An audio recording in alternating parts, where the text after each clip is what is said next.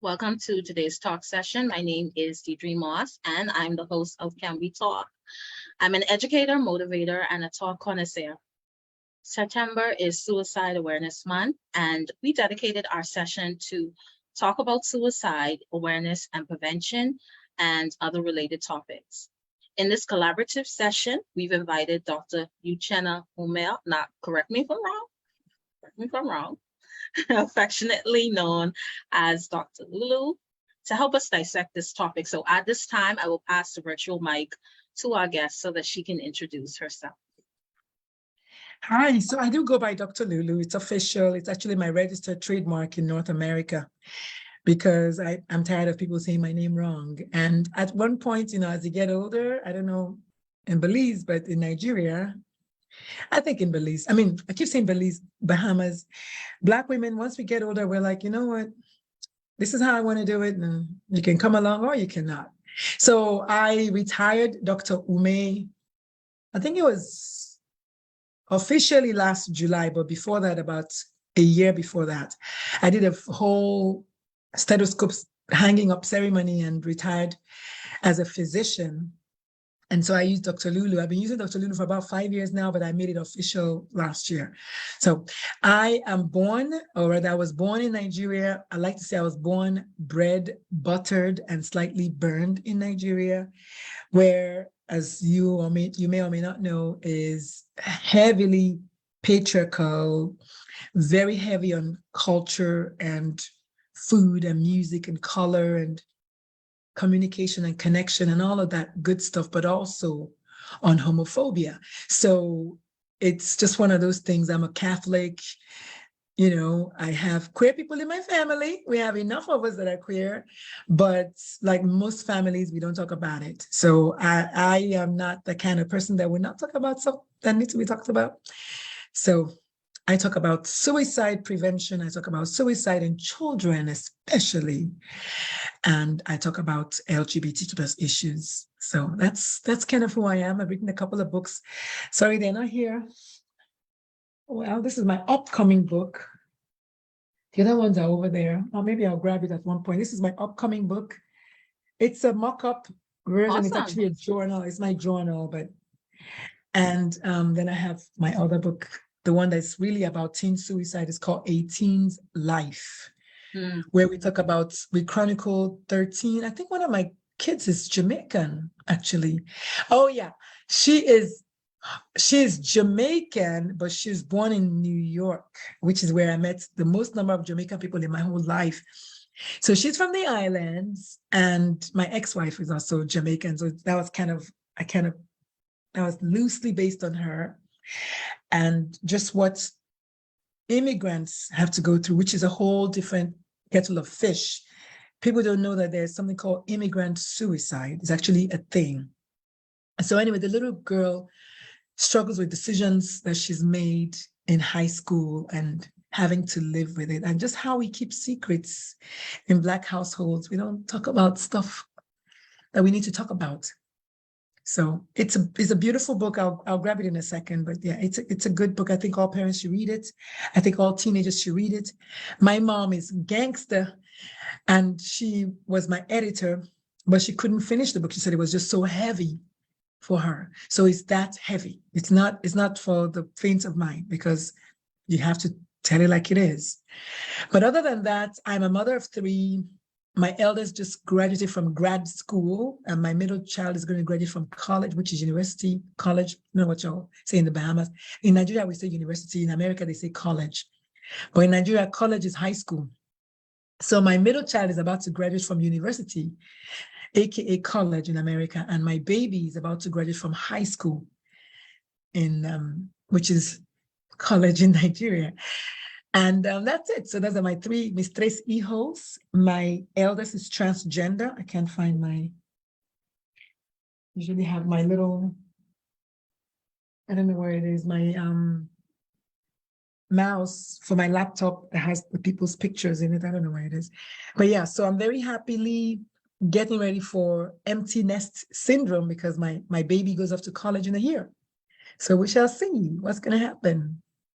That's a nutshell. That's me in a nutshell. Thank you. Thank you so much for sharing. You also didn't talk about, you do a lot of talks, you do a lot of presentations, you've Oh, done some TEDx presentations as well. You're skipping over some stuff. I know. I really, honestly, it's a lot. And I think I'm the modern day Renaissance woman. I don't see no, I don't see you can't, I don't see words like that. They just don't exist to me. So I'm also a speaker. I'm a two-time TEDx speaker, but I never remember all the things I do. I'm a former lieutenant colonel and commander in the US Air Force. I'm actually officially the highest ranking Nigerian-born female US Air Force officer alive. So that's pretty cool, but it just depends on what circle I'm in. I talk about whatever. If I remember it, I talk about it. If I don't remember it, I just say, go look it up. I'm fine. But yeah, so I like to speak mainly about childhood trauma, which is what my first TEDx talk is, parenting. I have a book on how to teach your children about racism, which did really well during the lockdown. That book, oh my God, did amazing. And yeah, I have a book on immigrant women because that's who I am. I have a book on parenting. So whatever I think about, I just write a book about it. Good to go. Awesome, awesome. You gave us a mouthful, and you do a lot of work. You do a lot of work, and I think you talk about something that's close to your heart, which is working along with young adults, working along with teens. So I want to thank you for being with us here today to really help us dissect this topic because, as I would have mentioned before, September is Suicide Awareness Month, and this is a very, very important issue that impacts a lot of families. A lot of families have been impacted by suicide. Here in the Bahamas, I would have mentioned to you before, we recently had a suicide. So this is a very, very critical issue. Was it a And so, child? Do you mind my asking? Was adult, it a child? It was an no, adult. yeah, it was an adult. And considering, what we've been through as a global community, with the pandemic and all these issues that are going on, it's a lot. There's a lot to unpack. But before we begin, if you just joined us, like and share this video, subscribe to our YouTube channel using the links on our page. We need your support to continue these talks. Also, if there's something that you think we should be talking about, feel free to let us know. We want to hear from you. And with that, we're going to get into our talk. Can we talk suicide? So I just want to mention, Doctor, if you see me, just hold my head down just a little bit. I'm also going through comments as well, because we do have people who comment on along with us. And so I just wanted to ask you, about the importance of Suicide Awareness Month and highlighting suicide awareness. Why is this so important? Growing up in Nigeria, I didn't know anything about Suicide Awareness Month. I think it's an American thing, but I'm happy that it's catching on. But I didn't know anything about that. One. Two, I don't think we should have a Suicide Awareness Month. I think suicide is too important to relegate it to 30 days, not even a 31-day month. So no, I don't believe that Suicide Awareness Month should exist. I mean, it's good to be aware of it, but I think it should be an every single day should be Suicide Awareness Day. Every hour.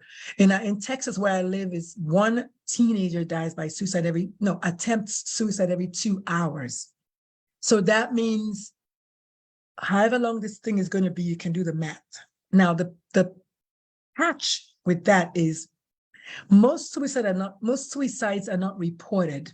So if we say one suicide every 2 hours is what we know, chances are it's higher, one. And then two, the strongest risk factor for a suicide death is a prior suicide attempt. So if more people attempt suicide, then there are more deaths. Now, today in America, suicide is the second leading cause of death for children aged 12 to 24, 13 to 24 usually is the age. That's the second leading cause of death. Now, it's only second to accidents. So the problem with that statistic is how many of those accidents were suicides? We can't ask them if they've already died, right? That's the problem. And so, unfortunately, we live in a medication-obsessed society. America specifically is a pills-obsessed society. And so every time you hear suicide, the first thing you hear is depression. Now, there's nothing wrong with you making the connection. I just have a problem with that because most people who die by suicide, depression is not the only problem. The problem is trauma, childhood trauma, AKA ACEs, adverse childhood experiences. That's the root.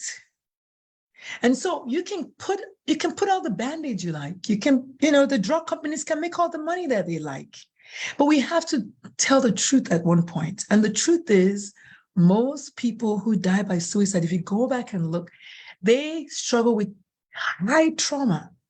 And so when we finally start focusing on trauma healing and trauma avoidance, our suicide rates will go down. Because right now, in the last, my first TEDx talk, I talked about the fact that in the last, I did the talk in 2020. So the study at that time said in the last 4 years, prescription strength antidepressant use had more than quadrupled. And yet suicide rates kept going up. So if suicide is as a result of just singular depression, then if we're writing more antidepressants, the suicide rate should be going down. In the LGBT plus community, where I happen to have intimate information, as in 2019, it was 40% of them had seriously considered suicide. 40%. 2020, 42%. 2021, 45%. 2022, 47% of them have seriously contemplated taking their lives. 18% of them, as of 2022, have attempted going back to the old. So 18% is like 1 in 5. It's 20%. And again, the problem with these numbers is, remember, even for LGBT, for suicide attempt, is there's a huge stigma. So many people will not raise their hands. So our numbers are grossly inadequate. We will never know the true numbers. When I had my active suicidal ideation, I didn't tell anybody because I'm a doctor. I'm not supposed to be doing that. That's not supposed to be a thing for me. I'm a physician. I should have it all together. And if I'm not a physician, I'm a Black woman. I should have, my whole shit together. Well, and so when you put those two together, you can see how the numbers are grossly reported. And again, going back to for youth, which is my primary target audience, if it's secondary only to accidents, we truly don't know. The day I was contemplating, I wanted it to be a perfect accident. And most people will tell you that. They want it to, so that their family don't feel guilty, so that people they want it to look like the house just burned down by accident.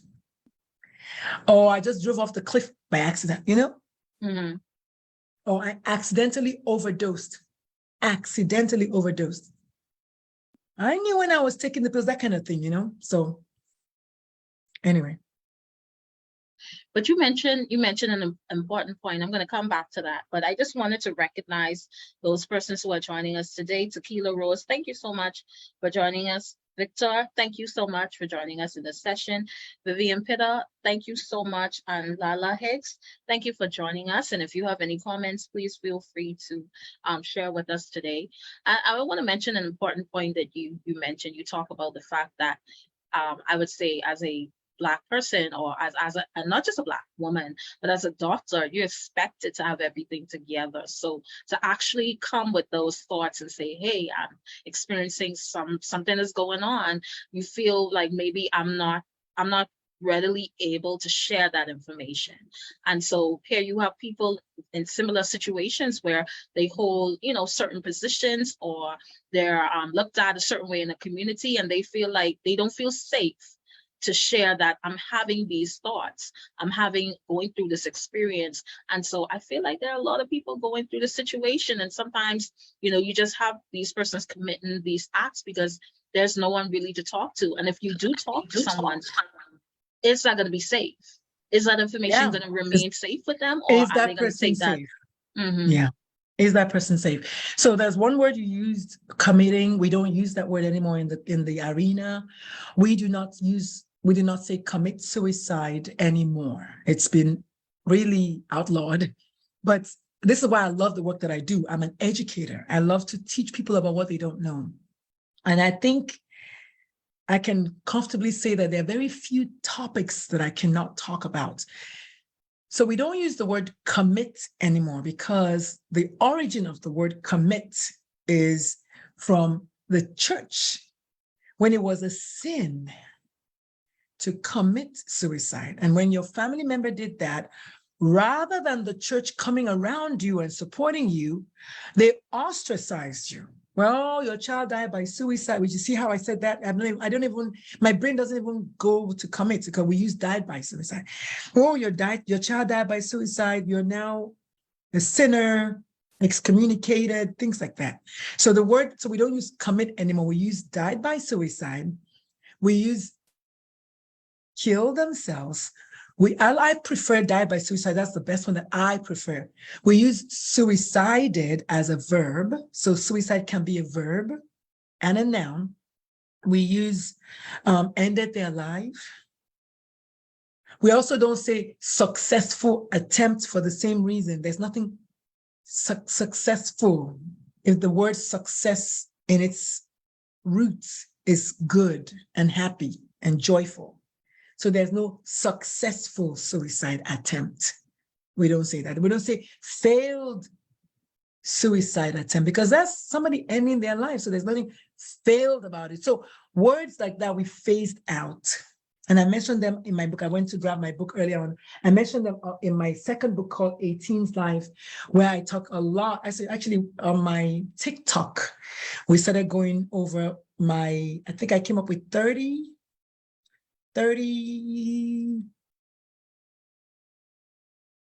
myths, I'll call it that, myths about suicide. And then, so we're going over that through the month of, I did 25, through the month of September as an activity just for me and like my followers or whatever. And then I also go over what they call is path warm, which is a mnemonic or an acronym that we use for the symptoms, like what to look out for. So I don't know how deep you want to go in this, because we should always start with a trigger warning, because that's what we're talking about, unfortunately. But yeah, so I'm doing that right now as an exercise on my social media, on my TikTok. Let me just cover that page, so that people can know what to look for, what to look out for, Thank you. Thank you so much for sharing that. I definitely appreciate that insight. Not using the word commit. Yeah, we don't use the word commit anymore, but it's fine. It's like anything else, you just teach them. It's like your child who's learning something. You just teach them and just move on. Like, actually, we don't do it that way. We do it this way, like that. And then, but I like more people to know that, and also know the reason why, and know the roots of it. So we don't say commit. Mm-hmm. Thank you so much for sharing that. And Dr. LuLu, you work with teens in your profession, or young persons. So what do you think parents can do to assist their teens and young adults who may be battling suicidal thoughts?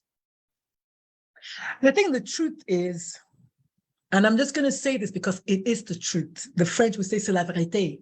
It is true that if somebody wants to kill themselves, truly, truly, you cannot 100% stop them. That is the truth. However, maybe 99% of the time, you could. And that's why we should always go back to prevention. And that's why my mantra rather is to ask what happened. A lot of people ask the wrong question. They ask why. Why do you want to kill yourself? Well, because I want to die, right? Because think about it. If I'm happy and everything is working out, okay, I'm not going to want to kill myself. So asking me why is actually judgmental, believe it or not. It's like in your face. It's also not compassionate. Compassion is defined as, I see you, I feel you, how can I help you? That's compassion. So that said, the question to ask is, what happened? And so just that little change of perspective, what happened? You're leaning in. Oh my God, what happened? Just instinctively, you're leaning in. Why is like, somebody's already at their lowest point. They don't need you asking them why. Duh. What do you think? Right? What happened is the question to ask. That acknowledges that that person is going through something, because a 6-month-old baby is happy-go-lucky. A 6-year-old baby is happy-go-lucky. Suddenly they're 16 and they want to kill themselves. What happened? What happened? And that's the way to approach it. And if you come with what happened, you acknowledge trauma. If you come with what happened, you do not think, let's give medication. You don't. Let's give you medicine to fix you. Because when I tell you what happened, my house got burned down, my children were in it, and my husband left me, or I lost my job, or I have cancer, or my baby died. If I tell you my story, then you will see that, yes, the medicine might help me feel better a little bit. But even now, they found out that antidepressants, the whole chemistry of depression, they've actually started, debunking it now. That it's not even really, the serotonin doesn't really do what they said it does. So even though I discovered that years ago, because I went through that, I was like, wait, this is not a case of take some more pills. This is a case of I had to sell my practice. I had to file for divorce.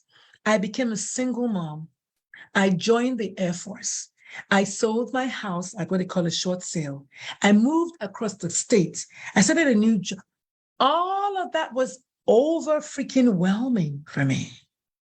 And I wanted out. I felt like a failure, which is why I talk about the fact that for parents, it's not like you don't love your child, but it's the voice in their head, which is usually the loudest, which is usually their own. So it's not like you cannot, if you could love, listen, if love was enough, there'll be no suicides. Hollywood will be complete, because if love was enough or money was enough, nobody would want to kill themselves. But it's this deep, dark, psychic pain, which is so painful. You just want to put the pain you just want the pain to end. That is the thing. So for parents, your job is to connect with your child. So connection is critical. I think I mentioned in the book.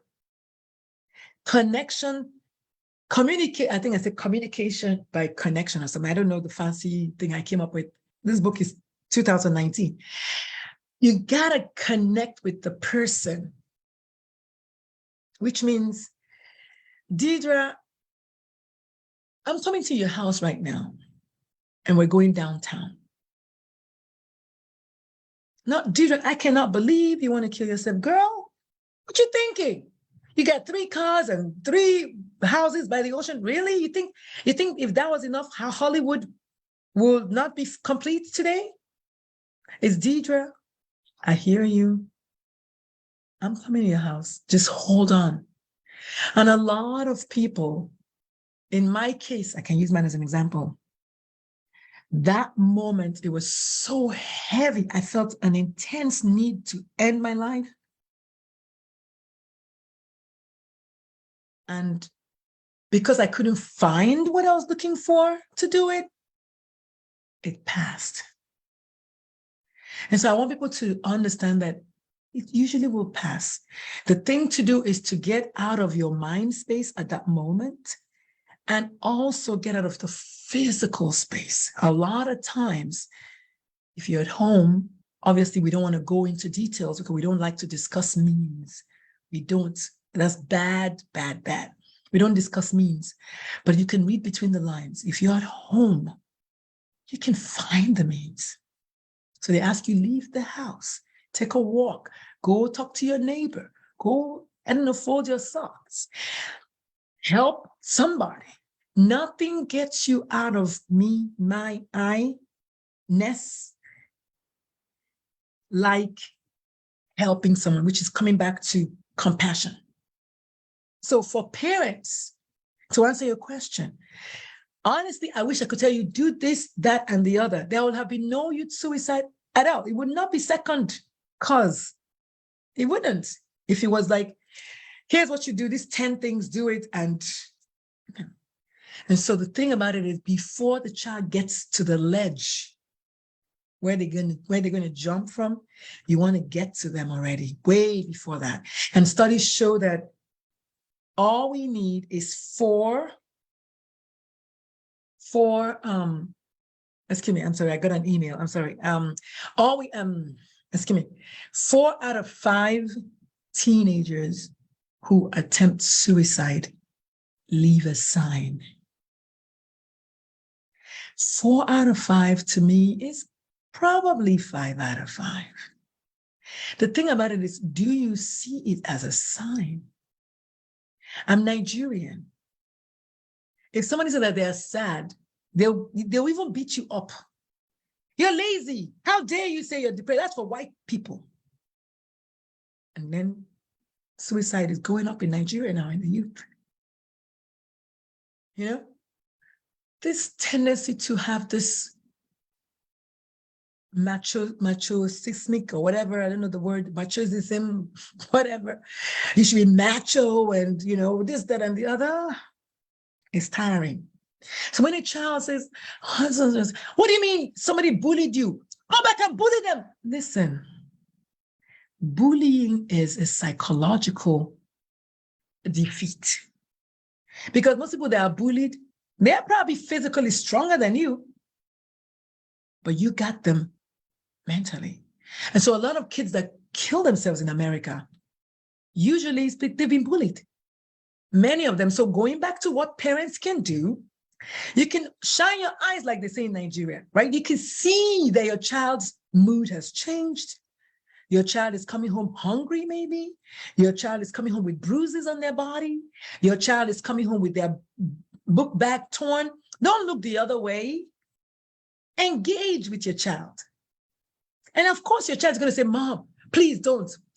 Is your child the parent or are you the parent? Go to the school. Make a fuss.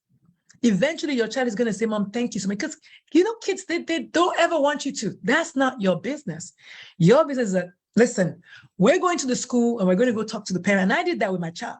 My eldest kiddo, I rolled up into the lady's house. I knocked the door. I said, I had Boniqua and Shaniqua, my cousins, and them. We rolled up to the house. I'm like, mother to mother, let's talk. Because I'm not going to talk to your kiddo.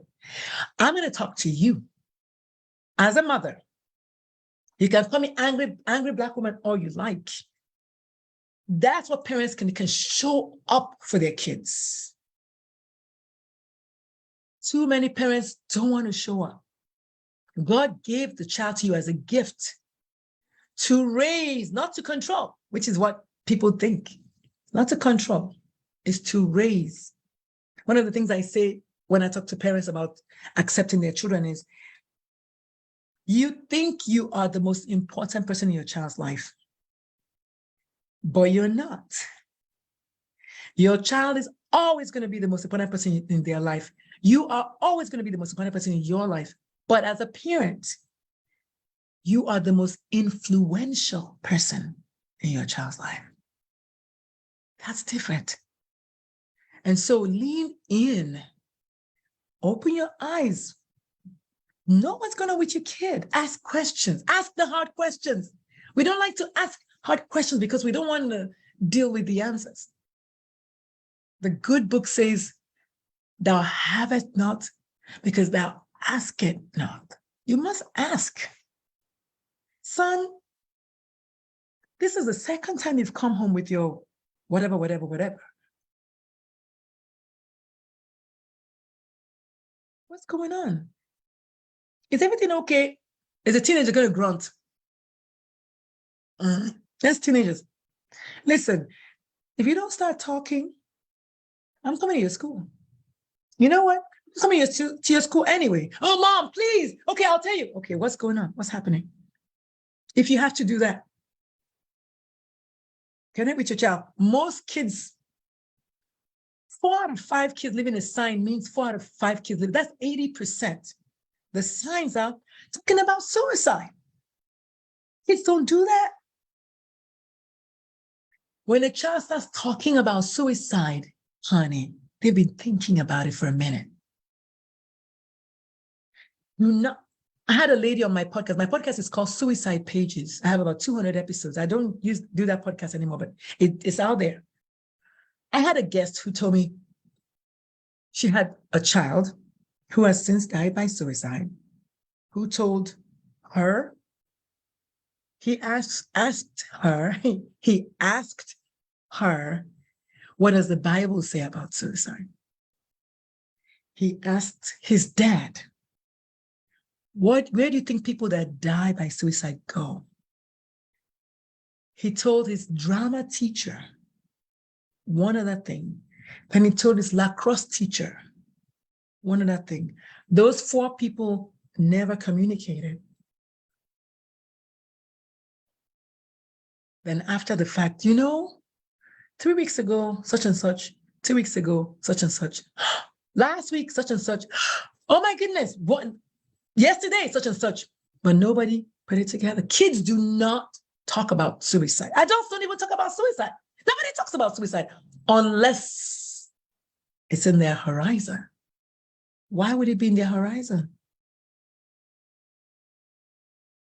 Yeah, definitely. I agree with what you said. We don't really talk about suicide in our community. It's definitely a difficult topic to talk about. Is it really though? Is it really though? And I like that. I like that you went there, because a lot of times as a life coach, obviously, I'm going to go there. Nothing is difficult to talk about. It's the meaning you put to it. When a child says, Mom, what does the Bible say about people that kill themselves? Hush, don't talk about that. You silence the kid. Versus, it's an interesting question. Help me understand, what's going on? Why do you want to know? Engage, right? Don't talk about that as a Nigerian. Oh my God, I can't believe you're talking about that. Go and get the whip. This is barbaric parenting anyway. I'm not saying your child should be your friend. Listen, I'm a former lieutenant colonel and commander. My kids are not my friends. However, engaging with a child from a place of fear is not going to get the child to open up. Lean in and say, oh, that's an interesting question. Let's take a walk. Let's take a walk does 2 things. You're not in a closed space, and the child doesn't have to look at you. Teenagers don't like to do that. So she can be talking into the air. What you've done is provide a platform, and you shh. You got 2 ears and 1 mouth, so you can listen twice as much as you talk. And then maybe the child will open up. Maybe the child might not open up. Your job is to not give up. But 4 out of 5 kids living a sign is what the statistics say. Dr. LuLu didn't make it up. And the better part of the statistics is it only takes 1 trusted adult. 1. So for the fact that we have this much suicide. Yeah.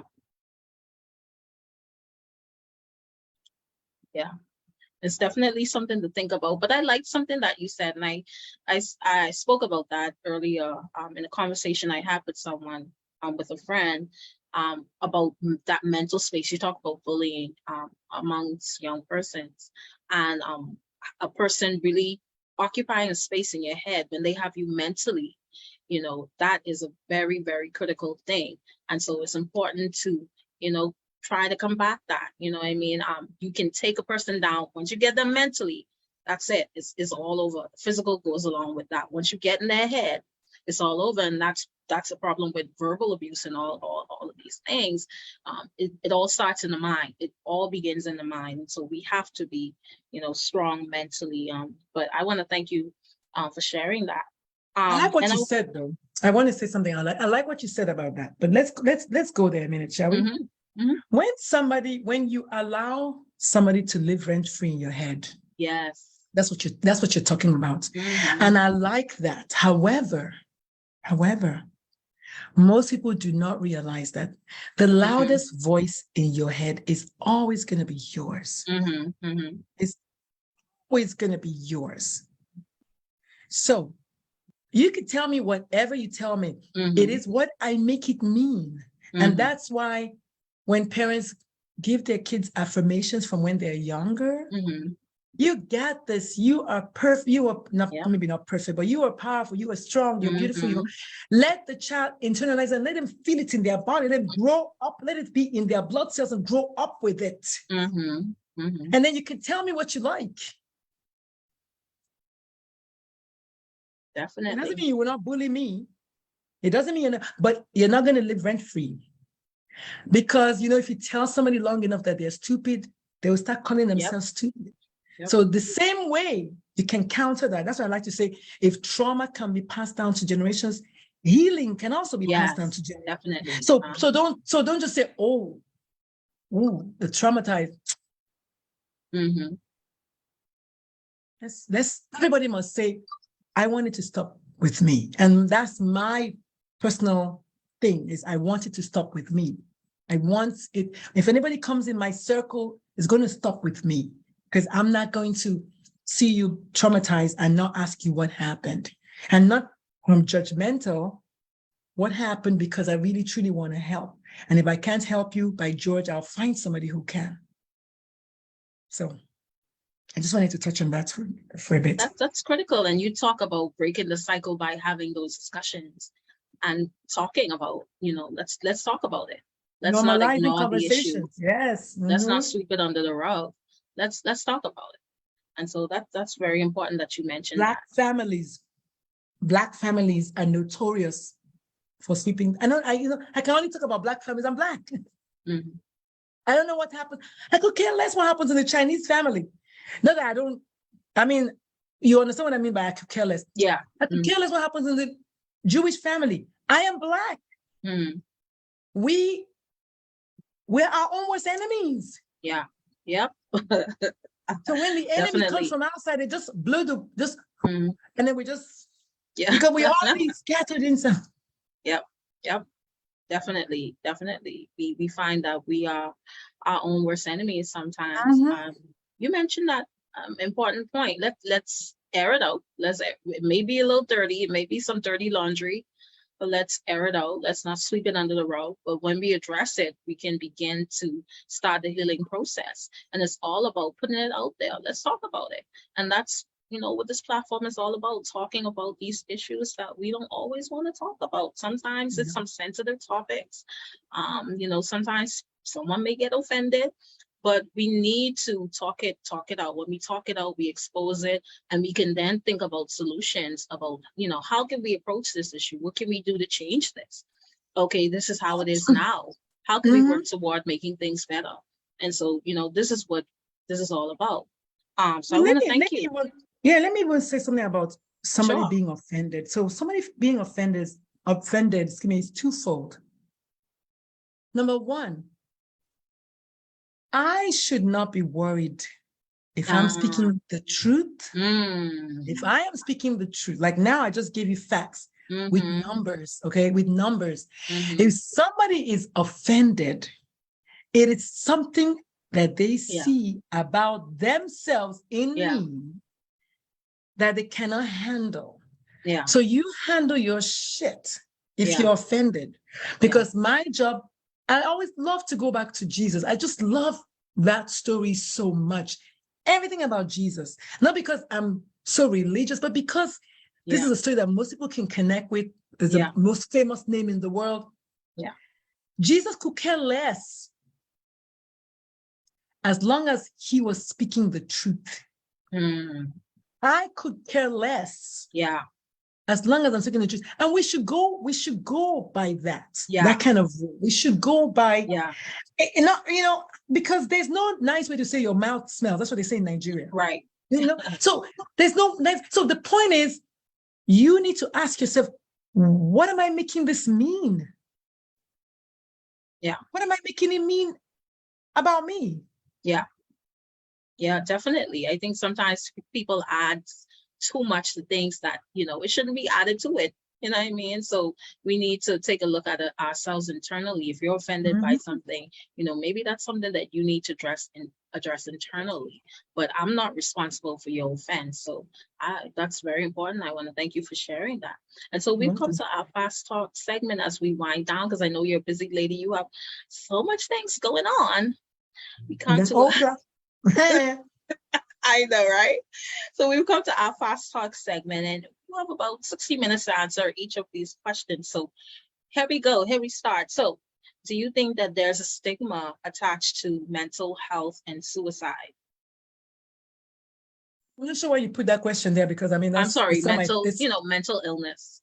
No, I get it. I'm just saying, I don't know why you put that question, because obviously my thoughts don't matter, right? The fact is that there is. Yeah. The reason that this whole hour we'll be talking about normalizing conversations. Normalizing conversation means let's start talking about it, which is what you do, right? Because there's a stigma about it. Because there's a stigma about it, that's why we need to normalize conversations about it. Nobody says let's normalize conversation about nail polish or, I don't know, chicken wings. Nobody says that, but we say let's normalize conversations about mental health, trauma, because there's a stigma. So the answer is yes, but not because Dr. LuLu thinks so, but because it's a fact. So yeah, that's a good question now. Thank you for sharing that. Do you think teens and young adults are more susceptible to dying by suicide? Statistically speaking, the numbers don't lie. The numbers are it's the second leading cause of death. Whereas for adults in America, again, I usually use numbers in America because I live here, but in America, suicide is the 10th leading cause of death for adults, but it's the second for children. So because there's cancer and other thing, heart disease, those things come before suicide. How can we support someone experiencing suicidal thoughts? I think it depends on the person. Well, I'm very quick to caution you. One example I like to use is, if you don't know how to swim, do not ever try to save someone that is drowning. Ever. You will go down even before that person. Whoa. And I say that because I had a friend who actually died trying to save someone. Guess what? That person didn't die though, but he died. So that I put that disclaimer out there, not because, well, I thought you said we should have them. Yes, but know what load you can carry. Sometimes you may just want to be the conduit, the person that's going to take the person to help. Sometimes if you're not trained to know what to say, but they tell you, if you look at any blog, any book, anybody can stop somebody from killing themselves at that moment. Just lean in and just keep talking to them. Sometimes they say, keep talking to them. Sometimes, look, the day I came home and I was like, oh, I really wanted to drive. My wife called off work and she took me to this part of town that I really, really like. And we just walked around for hours and I just got it all out, Sometimes they just want you to listen. They don't always want you to talk so you don't say the wrong. Like, I can't believe you want to do that. That's the wrong thing to say. So if you don't know what to say, don't say anything at all. However, if you must say something, say, how can I help? There's nothing as powerful as how can I help? The best 4 words in the world. That's compassion at its best. And you will not hear me talk about empathy. And I know people like empathy. That's great. That's what Brené Brown talks about. But the Bible doesn't mention empathy, but it mentions compassion 32 times. Why? Because it talks about how to help someone. How can I help? Best 4 words in the world. The person might just be afraid. Most people that kill themselves, or most people that most suicide attempt survivors will tell you they really didn't want to die. They just want the pain to stop. And so you being able to see them for who they are, for what. This is why suicide is so high amongst LGBT people, because they really truly believe that they're not visible, that they're invisible, that you see them as someone that they're not. Everybody sees everybody as straight, but I'm not straight. I don't want you to see me as a straight, because I'm not a straight person. And maybe I'm trans or I'm a lesbian or whatever. Don't see me as you're just like you would not want me to see you a different way than you are. I don't want you to see me a different way than I am. So this high suicide rate among them is because of the way society treats them. The church treats them. I'm going to come out and say, I have no problem saying that. The government treats them. They are normal human beings that add value to the society, but they're ostracized like crazy. That's why they're like, you know what? I'm out. And so seeing them as they are is critical. That's why I say, what can I do to help? How can I help? However you want to phrase it is the best thing to say to somebody. Because truthfully, if you ask what happened and how can I help, that person is not going to die. Not on your watch anyway, because you've said the connecting words. That said, take them to the ER. Take them to the doctor. I mean, that's a given. But those critical moments, sometimes I just want you to just listen and just take the weapon from them. Because a lot of times they really don't want to do it, but they just feel like there's no hope. That's why one of the things I talk about is the best word in the whole world, even bigger than love, is hope. Hope. That's what charity is love. But faith, hope, and charity are the 3 words, right? Hope. I know they said the greatest of this is love, but we are lacking in love in the world today. So let's try hope. Hope means I will become it. It's going to get better. This too shall pass. That's hope. Obviously, love is a driving force, right? Love is a driving force, but hope is the destination, if there's such a thing. Oh, wow, Dr. LuLu, you're good. That was a good one. Thank you so much, Dr. LuLu. So as we close out our session, are there any additional comments you would like to add? Do you have a page you would like to share with us? Is there anything else? Thank you. My website is dr for doctor dash lulu, LULU.com. So Dr. LuLu was already taken and it belongs to nobody, but dr-lulu.com is my website. I have a brand new webinar for parents, caregivers, teachers, coaches, anybody who interacts with children who might be LGBT.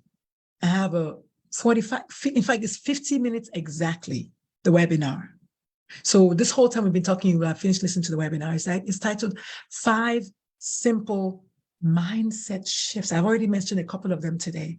Mindset shifts that you need to be able to accept and support your kiddo. It's all a mindset. Not because it's easy, but because it's doable. That's my favorite sentence.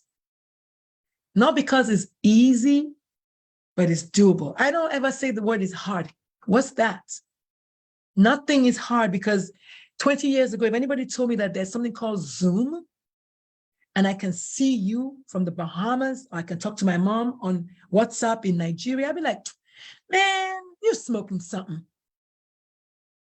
So never think yourself out of it. It is hard. Okay, if you want to say that.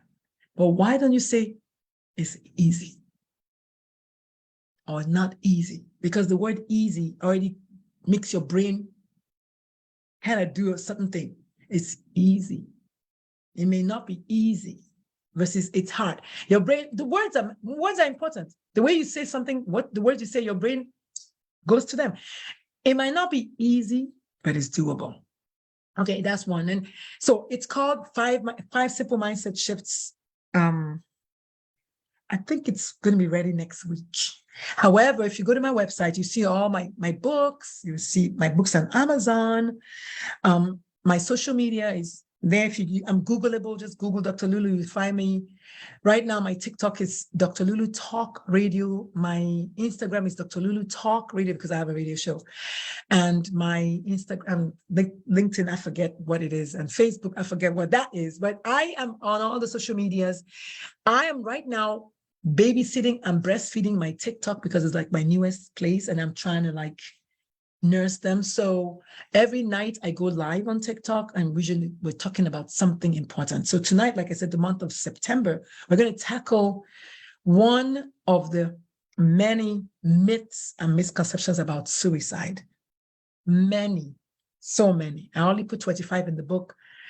But yeah, so whoever wants to, learn more about this, tell somebody about me. You might not need it. That's okay, but tell someone about me. I'm a life coach, so I can work with you regardless. But specifically, if you're a parent of a queer child, I'm like a dentist, but I'm also like an orthodontist. So it's like I'm a general dentist. I can still take care of your teeth, but if you need braces, I will fix the braces for you. So something like that. But not all dentists are orthodontists, but all orthodontists are dentists. So I'm a life coach that focuses on parents of queer kids, but I'm still a life coach. So if you're struggling with anything at all, I can help you make a decision out of a place of power, because that's usually what's holding us, not being able to make a decision. Oh, should I leave my boyfriend? Should I not leave my boyfriend? Should I stay with my boyfriend? Should I not stay with my boyfriend? So I'm going to ask you, let's talk about it. What is true about staying with your boyfriend? He's going to beat me up. Is that what you want? So those are powerful questions or whatever. And I'm just giving as an example. Then I say, well, how does that make you feel? Horrible. Why would you want to remain in a place? You know what I mean? So that's kind of how we get you to say, okay, so what is true about leaving your boyfriend? Well, I'm broke. I don't have a job. I don't have money. Okay. What is true about you? Well, I can get a job. Okay. You see what I mean? So that's how, or my boyfriend beats me up. Okay, great. What else is true about that? Well, we can get therapy. Great. So anyhow, but the point is asking you the questions so that you do the thinking. You're a star already of your life. You're writing the book called Your Life. I'm just turning the pages for you so it can happen. So please reach out to me. I'm excited about meeting people. I love people. I love helping people. I'm going to be telling Oprah about that next Tuesday. So I'm excited. Thank you so much, Dr. LuLu. You seem so excited and passionate about what you Yes. do. Congratulations on your upcoming talks and your upcoming presentations. And so please share with me. I would love to follow. I would like to thank our viewers for listening into our talk. I would like to thank our guest, Dr. Uchenna Umeh, Dr. LuLu. I know I messed up something somewhere. That's okay. I would like our page for future notifications of upcoming talks. Comment under our videos. Let us know your thoughts. Let us know what you want us to talk about. You can also subscribe to our YouTube channel, Can We Talk? Follow us on Instagram, Twitter, TikTok, using the addresses provided on our page. And that brings us to the end of this session. Let's remember to think, talk, do. Thank you so much.